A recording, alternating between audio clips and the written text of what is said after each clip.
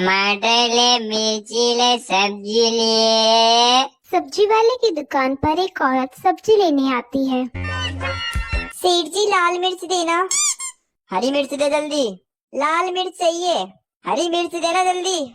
अबे पागल हो गया है क्या सेठ? लाल मिर्च मांग रही हूँ, लाल। बहन जी ठंड रखो, ठंड। लाल मिर्ची दूंगा, हरी तो मेरे नौकर का नाम है।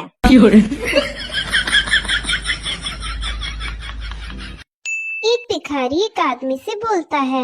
ए भाई 1 रुपया दे दे, 3 दिन से भूखा हूँ। 3 दिन से भूखा हूँ तो 1 रुपए का क्या करेगा? वजन तोलूंगा कितना घटा है।